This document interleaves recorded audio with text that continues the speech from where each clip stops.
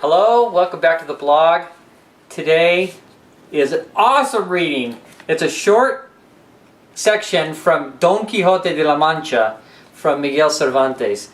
And I am so excited about this. I read this, 15 years ago. And Don Quixote, he's kind of crazy. Sancho Panza is even more crazy because Sancho is sane and insane at the same time. He's hilarious because he goes along with Don Quixote, but then people will talk to him and say how crazy Don Quixote is, and he says, yeah, he's really crazy, and talks about him, but then he goes along with him. So it's really good. The book is humongous. It's like 1,000 pages, but and the second part was hard for me to read because it kind of went on. But today we're just taking like 30 pages out of it, and I think it's by far the best part of the book and one of the best things I've ever read. I absolutely love it. It's called, I don't know if I want to tell you the title because I don't want to give away the whole plot here, but it's part 1, chapters 33, I think to 35, and I won't tell you the names of the chapters, but what happens here, 33, 34, 35, yeah, in part 1. So there's these two friends, and they're such good friends, and in Spanish you call them dos amigos. Actually, I think they call them dos hermanos. They were so close. They were the best of friends. They'd been the best of friends since childhood. They're well into their adult years. Probably, my guess is, it doesn't say, but my guess is probably mid-30s or so. And they do everything together, and they always consult each other if they're going to make a decision about something. And so Anselmo decides that he meets this girl called Camilla, and he falls in love with her. And he talks to his good friend Lotario and wants his opinion. Oops, I just got in the wrong spot. And wanted his opinion and wanted to make sure he was okay with it because he didn't want to do anything that would jeopardize his friendship.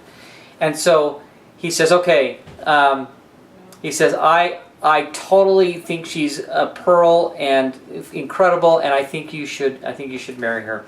So once they get married, Lotario, that's how you say his name. I'm sorry, I thought I had it memorized. They're both weird names. It's not like Pedro and Sancho, It's Lotario. Lotario. I don't know how you say it in English. Lotario. Anyways, he decides he goes ahead and they get married, and then Lotario doesn't show up very more because he's a gentleman to the core. He's more concerned about appearance, meaning he doesn't want Betty to say bad things about Anselmo and his wife, and then he has this friend over all the time, and it's not proper, and it's bad manners. And so he's just such a great guy. He's just so concerned about his friend and his new wife and wants to make sure that they're happy and that he doesn't impose and that no one thinks ill of them or that they're doing anything that's not above board. So he backs off a little bit, and Anselmo, he's bugged a little bit, and so he wants to invite him over more and more, but he tries to keep his distance. So this is unbelievable. This is so incredible. One day, he invites him over, and he gets him alone, and says, I got to talk to you. And he says, I want to tell you something that's distressing me a lot. And he says, it is the question, this is Anselmo. Anselmo telling Lotario what's going on. He says, I'm really distressed, and it's this. It is the question whether my wife Camilla is as good and perfect as I think. I cannot be certain of the truth except by testing her by an ordeal that shall prove the purity of her virtue. As fire proves the purity of gold. For my opinion, my friend, a woman is virtuous only in proportion to her temptations, and the very constant woman is one who does not yield to promises, gifts, tears, or the repeated importunities of an insistent lovers. So, Anselmo's an idiot.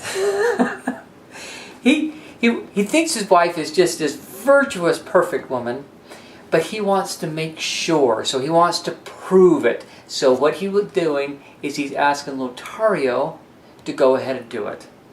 To go ahead and woo his wife to see if she's as virtuous as he thinks she is. What an idiot! I can't believe he does this. So he says, I just want you to do it. I'm going to find a way to go out of town, and I want you to come in, and I want you to tell her, I want you to make advances, and I want you to tell her how beautiful she is and everything else, and then I want you to let me know if she rejects you, so I can prove that she's this good. So Lothario this is incredible. He does this. He says,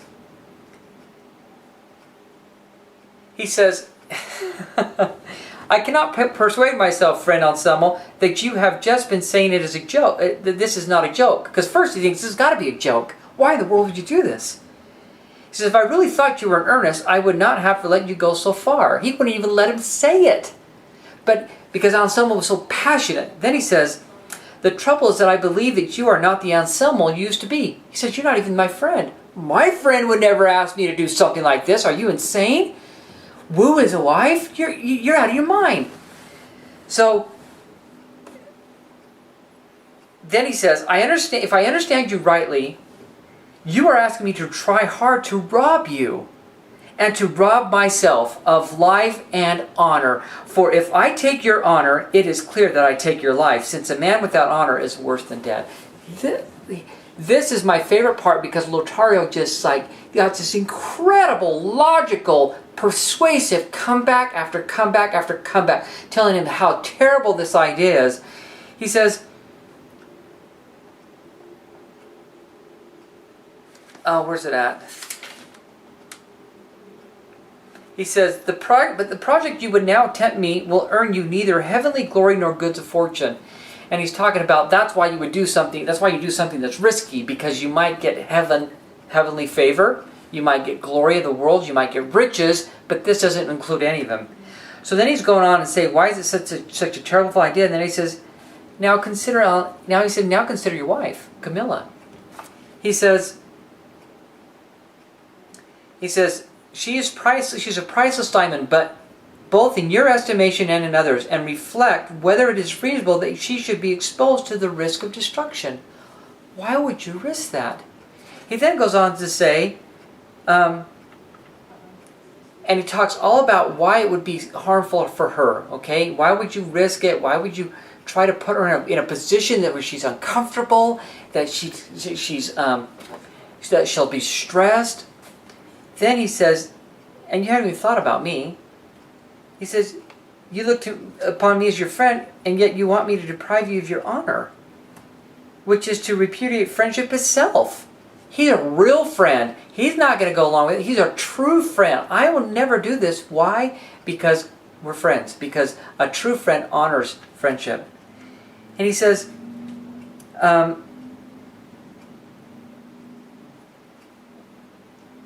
consider how vain and meddlesome you are to go prying and stirring up passions that lie dormant in your chaste wise bosom. It's like, I'm going to start a fire in my room, I'm going to light my bed on fire, and I'm going to see if I can put it out before it burns down the house. Let's just try that. And I bet I can. I bet I can put out any fire. So I'm just going to let it go. I mean, it's absolutely illogical what he's doing, and he just is so bent on doing it. And he keeps giving these incredible comebacks. He says, so then Anselmo comes back and he says, I know what you're saying. You make some good arguments and you're a great friend. But he says, Camilla cannot be so inexperienced that her virtue will collapse at the first encounter. No way she's going to give it the first time. I shall be content just to start. I will be content with just a beginning, and you will then have done what our friendship demands. Now, that is manipulation to the nth degree. You don't have someone do something wrong because you're a friend, because you're a spouse, because you're a brother or whatever. That is manipulation. Every time you try to get someone to do something that's wrong in the name of something good, it's manipulation, and he does a great job of it now. And finally, Lothario agrees. He consents to do it, and he consents to do it for a couple reasons. One, he consents because he can see that Anselmo's so determined that he's going to go through with it. 2, he doesn't want somebody else, and Anselmo makes this point too, he doesn't want somebody else wooing Camilla because he doesn't want Camilla to be destroyed. And 3rd, he comes up with a scheme of how to handle it. So they decide to do it. Anselmo leaves, Lothario goes there, and he just sits there and falls asleep on the chair. Doesn't do anything. And then he comes back and he says, yeah, I wooed her, and now he's lying to his friend because, see the problem's already created. Now he's lying to his friend who he would never lie to in a million years. Never has lied his entire life. And he feels guilty, but he says there's a greater good involved. And then several more, I can't remember how it all works out, but there's several more times, and then what's his name? Anselmo thinking, I don't know about this. It sounds like too good or whatever. I haven't heard anything from my wife. She hasn't said anything about it. So he says, go ahead and do it this time and make sure you do it. And he hides in the closet. And he watches. And his friend Lothario doesn't do anything. Doesn't talk to Camilla the whole night. So he sneaks out of the house when it's dark. And he comes back and he talks to Lothario and says, what are you doing, man? I thought you were my friend. You didn't follow through with what you told me you were going to do. We haven't proven if she's chaste, and you've got to follow through. So then the next time, then he plans it again. And so Lothario's sitting there, and him and Camilla are alone again, and he's looking at her, and he's like, well, she's really pretty. Okay, she's really pretty. And she's really beautiful, and she's really good looking, and she's got class, and he starts thinking of all these reasons why she's beautiful. I'm not going to say anything else. You have to read it. It is incredible. It feels almost feels like a Shakespeare, where it's so elevating the language and the arguments and the logic, and it's just excellent. I can't recommend it highly. It's one of my favorite reads. It's only like 30 or 40 pages. We're going to link it. I'm going to try to find it. I'm sure it's in the public domain. We can copy it and we can link it onto this blog post so you'll have it. If not, then it's chapter 33 to 35 in part 1 of Don Quixote. But you got to find what happens. And is it completely real, true to human nature? I think it is. And what really happened, maybe. But it's unbelievable what happened. You've got to check it out.